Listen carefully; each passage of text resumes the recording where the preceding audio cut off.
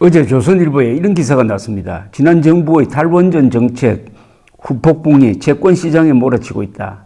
대규모 적자로 자금난에 빠진 한전이 최근 회사채 발행을 대폭 늘리면서 시중 자금을 빨아당기는 블랙홀로 떠올랐다. 올 들어 한국전력은 매월 2조 원 넘는 채권을 발행해가지고 6월 15일 기준 발행 잔액이 45조 원에 육박한다. 올해 한전 적자 폭이 30조 원에 달할 것으로 전망되는 가운데 한전이 고금리 초우량 채권을 찍어낼수록 다른 회사채는 외면받는 구축 효과도 발생하고 있다. 조갑제TV 시청자 여러분 안녕하십니까? 2022년 6월 23일 오전입니다. 윤석열 대통령이 어제 창원을 방문한 자리에서 지난 5년간 탈원전이라는 바보짓을 했다 하는 표현을 한 것이 수많은 사람들의 가슴을 확 트여준 것이 아닌가 하는 생각이 듭니다. 통쾌하게 생각됩니다.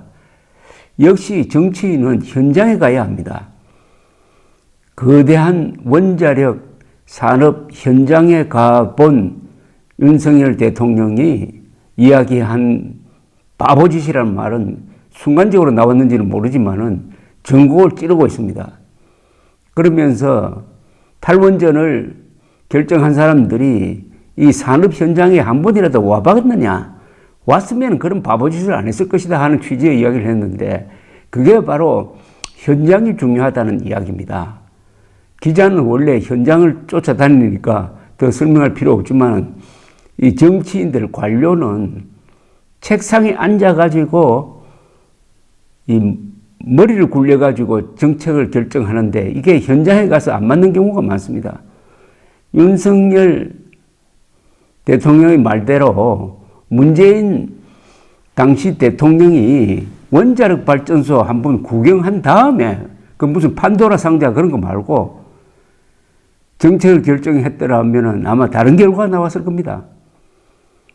이 좌익 지식인은 창백한 지식인입니다.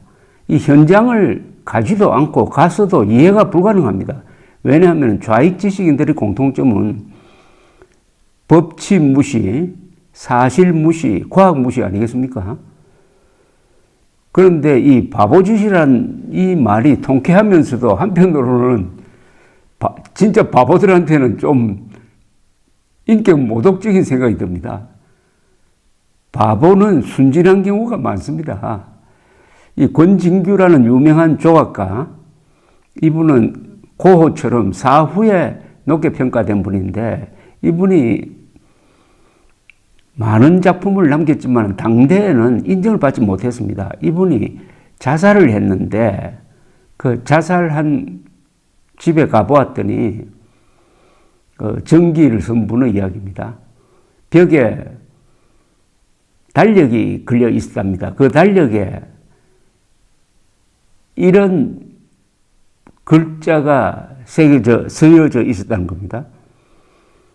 범인에겐 침울, 바보에겐 존경을, 천재에겐 감사를. 범인에겐 침울 뱉으라는 뜻이죠. 범인, 보통 사람입니다. 범인에겐 침울, 바보에겐 존경을, 천재에겐 감사를. 이렇게 했을 때 왜 그러면 바보에겐 존경이라고 했느냐? 앞에 나온 범인과 바보는 다르다는 겁니다. 범인은 뭐냐? 아무것도 모르면서 아는 체 하는 사람을 가리킵니다. 이게 문재인이가 바로 이 경우에 해당할 겁니다. 그런데 바보들은 대체로 순진합니다. 그러니까 바보들은 천재를 알아본다 이거죠. 권진규 같은 천재를 바보는 알아보는데 모르면서 아는 체 하는 평론가라든지 이런 자들은 침을 뱉어줘야 한다. 경멸의 대상일 뿐이다. 이런 뜻입니다. 그렇다면은 윤석열 대통령이 말한 그 바보짓과 이 권진규 씨가 말하는 바보는 좀 다른 유의 바보입니다. 그러면 문재인은 어떤 바보냐? 사악한 바보입니다. 사악한 바보. 왜냐? 아무것도 모르면서 아는 체 해가지고 그걸로 끝나는 게 아니라 권력이 있으니까 그 무식한 걸 가지고 정책을 폈다 이겁니다. 무식한 걸 가지고 정책을 폈다. 그동안에 이 원자력 산업이 붕괴되고 국토가 난장판이 되도록 만든 게 문재인의 무식에서 비롯된 겁니다. 이게 더 기가 막히죠. 뭐 정책의 선택에서 불가피했다 이런 게 아닙니다. 무식한 데서 일어난 바보짓이라 이겁니다. 원전 산업의 붕괴, 한국에서 가장 건실한 회사인 한전이 적자로 돌았고 적자 기업이 됐다.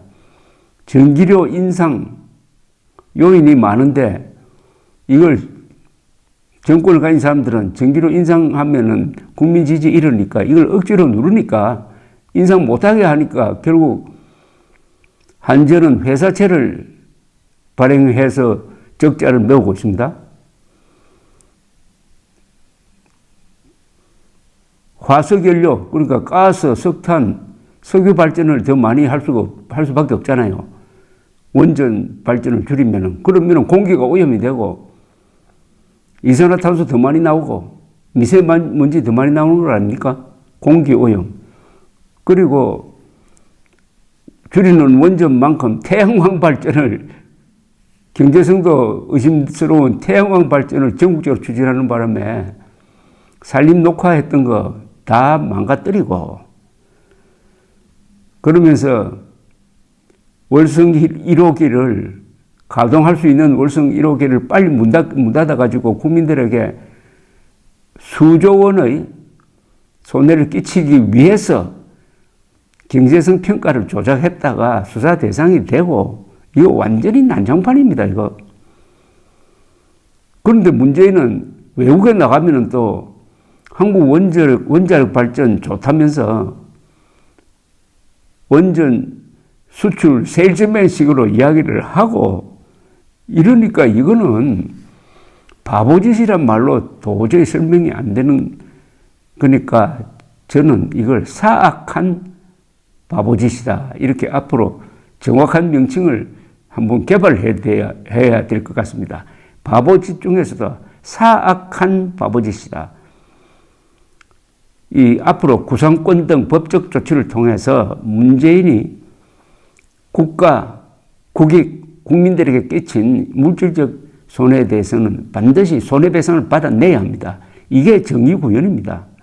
그 결과로 문재인이 폐가망신해도 그건 할 수 없는 거죠. 문재인이가 대통령 시절인 2017년 6월 19일 고리 1호기 영구 정지 행사 기념사에서 탈원전을 느닷없이 선언했습니다. 아무런 공론 하나 전문가 검토 없이, 그러니까 판도라라는 영화 보고 결정했다는 추측이 나올 만하게, 그런데 이 탈원전 선언문으로 되어버린 2017년 6월 19일 연설은 영원히 기록에 남을 것이고 문재인이 죽을 때까지 꼬리표로 아마 따라다니게 될 것입니다. 찌라시 수준의 연설을 해가지고 허위 정보에 기초해가지고 대한민국의 문명 발전사에 남을 만한 원전 건설을 모독하고 탈원전 정책을 쓴 그 바보짓이 허위 정보에서 비롯되었다니까 얼마나 허무합니까? 바보짓. 이것은 순진한 바보짓이 아니라 사악한 바보짓입니다. 가장 위험한 존재는 무식한 사람이 부지런한 겁니다. 그것보다도 더 위험한 것은 무식한 사람이 권력을 잡는 겁니다. 무식한 자가 권력을 잡고 밀어붙이니까 이런 난장판이 빚어진 것 아니겠습니까? 이걸 바보짓이라고 하기에는 그 용어가 너무나 부드럽다 이겁니다. 참고로 2017년 6월 19일 문재인의 연설을 한번 소개를 해드리겠습니다. 당시 문재인 대통령은 이런 연설을 했습니다. 그동안 우리나라의 에너지 정책은 낮은 가격과 효율성을 추구했습니다. 값싼 발전 단가를 최고로 여겼고 국민의 생명과 안전은 후순위였습니다. 지속 가능한 환경에 대한 고려도 경시되었습니다. 이거 전부 거짓말입니다. 아니, 안전을 후순위로 했으면 원자력 발전소에서 사고가 났을 것 아닙니까? 단 하나의 방사능 누출 오염 사고도 없었는데 후순위였다고요? 또 이렇게 연설을 합니다. 한국의 원전이 얼마나 위험한가를 들이대기 위해서 엉뚱하게 이런 이야기를 합니다. 지난해 9월 경주 대지진은 우리에게 큰 충격이었습니다. 진도 5.8, 1978년 기상청 관측 시작 이후 한반도에서 발생한 가장 강한 지진이었습니다. 경주 대지진이라고 거짓말을 했습니다. 그때 좀 흔들리고 집이 몇 개 무너진 정도지 거기 죽은 사람 한 사람도 없어요. 대지진이라고 불리려면 중국의 당산 대지진이라든지 도쿄 대지진이라든지 이 정도 돼가지고 몇만 명, 몇십만 명 죽어야 보통 대지진이라고 합니다. 경주 대지진이 뭡니까? 이 원자력 발전소가 위험한 지역에 있다는 것을 과장하기 위해서 이렇게 조작을 합니다. 이렇게. 또 이렇게 이야기합니다. 일본은 세계에서 지진에 가장 잘 대비해온 나라로 평가받았습니다. 그러나 2011년 발생한 후쿠시마 원전 사고로 2016년 3월 현재 총 1,368명이 사망했고 피해 복구에 총 220조 원이라는 천문학적인 예산이 들 것이라고 합니다. 사고 이후 방사능 영향으로 인한 사망자나 암 환자 발생 수는 파악조차 불가능한 상황입니다.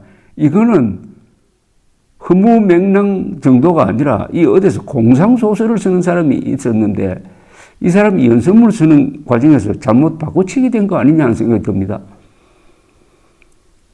1,368명이 후쿠시마 원전 사고로 죽었다고요? 후쿠시마 원전 사고로 방사능 관련해서 죽은 사람은 단 한 사람도 없었습니다. 당시에. 1,368명이 죽었답니다. 그러니까 일본 정부가 항의를 했습니다. 방사능 영향으로 인한 사망자, 암 환자 발생자는 파악조차 불가능하다고 그랬는데 지금 단 한 사람도 없습니다. 후쿠시마 원전으로 인하여 암에 걸렸다는 사람이 특정된 게 단 한 사람도 없습니다. 이런 거짓말을 할 정도니까. 그 다음에 또 거짓말입니다. 이 연설문은 유네스코 문화유산으로 이거 보존해야 되는 거 아닌가 생각이 듭니다. 특히 고려원전은 반경 30km 안에 부산 248만 명, 울산 103만 명, 경남 29만 명 등 총 382만 명의 주민이 살고 있습니다. 후쿠시마 원전 사고 당시 주민 대피령이 내려진 30km 안 인구는 17만 명이었습니다. 그럴 가능성이 아주 낮지만 혹시라도 원전 사고가 발생한다면 상상할 수 없는 피해로 이어질 수 있습니다. 이거 광우병 선동입니다. 광우병 선동보다 더 악질적입니다. 아니 세상에 한국은 지진 안전지대 아닙니까? 그런데 후쿠시마 원전은 저 바다에서 일어난 지진이 쓰나미를 일으켜가지고 후쿠시마 원전의 전력 생산 시스템을 마비시킨 게 바로 사고 원인입니다. 그런데 우리나라는 후쿠시마 원전과는 달리 그 전동기가 높은 데 위치해 있습니다. 이런 경우에 대비해가지고 그래서 침수될 염려가 없습니다. 한국 원자력 발전소가 일본 원자력 발전소보다 훨씬 안전하게 설계되어 있습니다. 그런데도 경주가 지진 위험지대인데 이게 후쿠시마보다도 더 위험한 지역이다. 이렇게 과장을 하고 있습니다. 그런데 끝에 가서는 그럴 가능성이 아주 낮지만 혹시라도 원전 사고가 발생한다면 이렇게 딱 피난처를 만들어 놓고 이런 선동을 합니다. 세계에서 가장 안전하게 관리되는 미국산 쇠고기를 먹으면 인간 광우병에 걸린다고 미쳐 날뛰었던 그 2008년의 광우병 선동. 그 선동의 주체가 MBC, KBS, 지금 민주당 정치 세력 아니었습니까? 그것보다 또 더 악질인 이런 선동을 한 다음에 탈원전을 선언했으니까 난장판이 된 거고. 그래서 제가 바보짓이라는 이 표현은 바보들에게 명예훼손이 되고 문재인에게는 그 앞에 사악한 바보짓이다. 이렇게 해야 된다고 제가 말씀드리는 겁니다. 그런데 이렇게 한국 세계에서 가장 안전한, 가장 효율적인 한국 원전을 가장 위험한 걸로 만들어 놓고 거기에 근거해가지고 탈원전을 선언해가 이렇게 뒤죽박죽 난장판 쑥대밭을 만들어 놓았는데 그 문재인이가 북한의 원자폭탄에 대해서는 왜 그렇게 위험하다고 생각하지 않느냐 이겁니다. 이 사람이 희한하지 않습니까?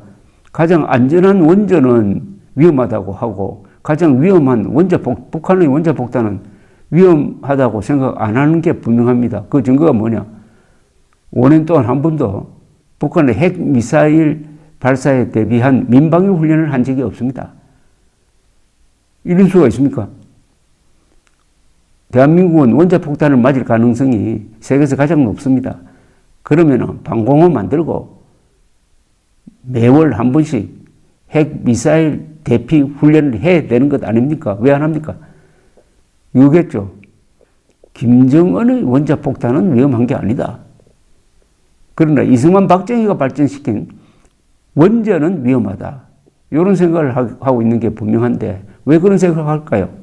그거는 문재인이가 답을 냈습니다. 나는 신영복을 사상가로 존경한다. 그 신영복은 김일성주의자입니다. 징역 20년을 살고 나왔어도 김일성주의로부터 전향했다는 말을 하지 않는 사람입니다. 그런 사람을 존경하니까 문재인 머리에는 김일성의 악령이 들어있다고 보는 게 합리적이지 않습니까? 김일성 악령이 문재인 머릿속에 들어가면은 김정은을 위한 봉사자가 되는 거죠.